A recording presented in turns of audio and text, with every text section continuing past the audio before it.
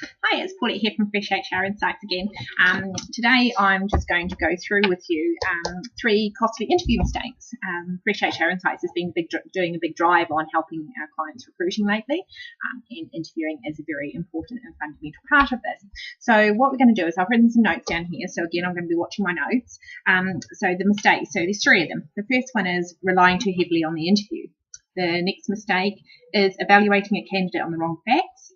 And the third mistake is having a short-term focus. So let's dig into these a little bit more. So the first one, relying heavily on the interview. Interviewers often assume that a role's requirements can be entirely assessed through the interview process. This is not the case. Many such things as technical skills cannot be accurately assessed during the interview. So how do we avoid this? So we consider conducting relevant testing. For example, if you're recruiting a secretary, do a typing test on them for their speed and for their accuracy, so it suits them with your business. And if you're recruiting an accountant, testing on their numerical skills and reasoning. Just recently we've been recruiting for a bookkeeper, and it's critical that the person has high levels of MYOB experience. So we have been testing them on their MYOB ability by setting them a little test up. So that's one way of doing it.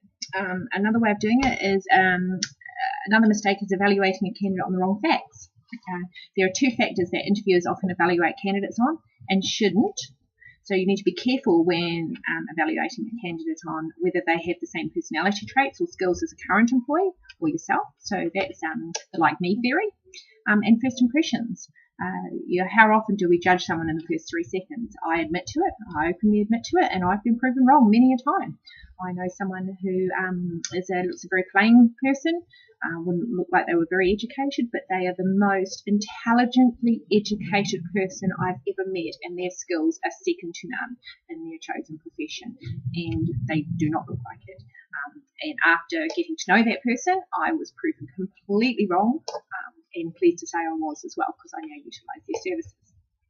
So that's a very clear one to make. So how do you avoid making this mistake? A candidate with traits and skills that are complementary rather than identical to those of other employees is of great benefit to you and your business.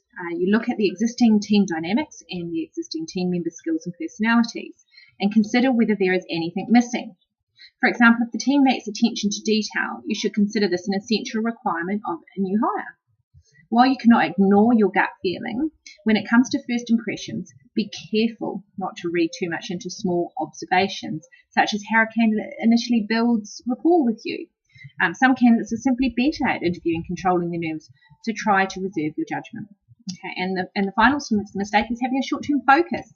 So interviewers tend to recruit candidates who have all the essential skills the business will require in both the short and long term.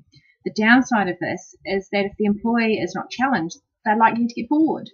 So what do you do to stop making this mistake? If you recruit an employee who has all of the required skills, provide them with challenges to keep them motivated.